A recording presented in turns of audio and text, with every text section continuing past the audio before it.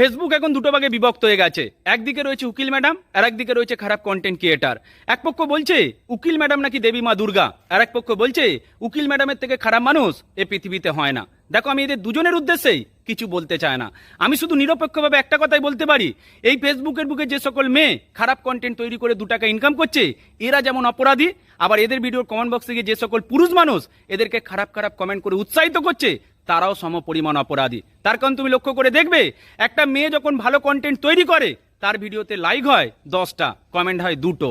কিন্তু একটা মেয়ে যখন বুকের কাছ থেকে কাপড় সরিয়ে 2 টাকা ইনকাম করতে চেষ্টা করছে, সেই ভিডিওর কমেন্ট বক্সে লাইক হচ্ছে 10,000, সেই ভিডিওর কমেন্ট বক্সে কমেন্ট হচ্ছে 1,000। 1,000 কমেন্টের মধ্যে তুমি সবকটাই পড়ে দেখবে 70 বছরের বুড়ো পর্যন্ত সেখানে গিয়ে কমেন্ট করে, তোমাকে আমার সত্যি ভীষণ ভালো লাগে, তোমার নিচেরটা ভালো, তোমার উপরেরটা ভালো, তোমাকে কাছে পেলে এটা করব ওটা করব। এই সকল কমেন্টগুলো আসে বলেই আমাদের সমাজে মেয়েগুলো নোংরা হতে বাধ্য হচ্ছে। সুতরাং যারা খারাপ কন্টেন্ট তৈরি করে তাদের বিরুদ্ধে যেরকম অ্যাকশন নেওয়া উচিত, যারা খারাপ কমেন্ট করে এদের বিরুদ্ধে অ্যাকশন নিলে এরা খারাপ ভিডিও দেখাটা বন্ধ করবে। তবেই এই সকল খারাপ কন্টেন্ট ক্রিয়েটারগুলো খারাপ ভিডিও বানানোটা বন্ধ করতে পারে।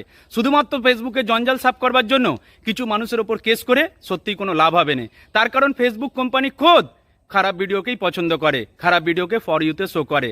আমি নিজের কথা বলছি, আমি এতদিন ধরে ভিডিও বানাচ্ছি, আমি কখনো খারাপ ভাষা ব্যবহার করিনি।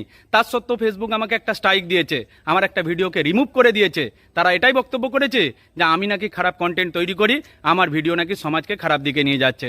আমি বুঝতে পারিনি যে আমার ভিডিওটা কোথায় খারাপ হয়েছে। তার সত্ত্বেও আমি এটাই বলবো, ফেসবুকে কোনোদিনই জঞ্জাল সাফ করা সম্ভবপর হবে না, কারণ ফেসবুক নিজে কোনোদিনই খারাপ জিনিসকে পাশ থেকে সরাতে পারবে না। ফেসবুকে 2 টাকা ইনকাম হয় এই খারাপ ভিডিওগুলোকে শো করিয়ে, এটাই সত্যি। ভালো থাকবেন প্রত্যেকে।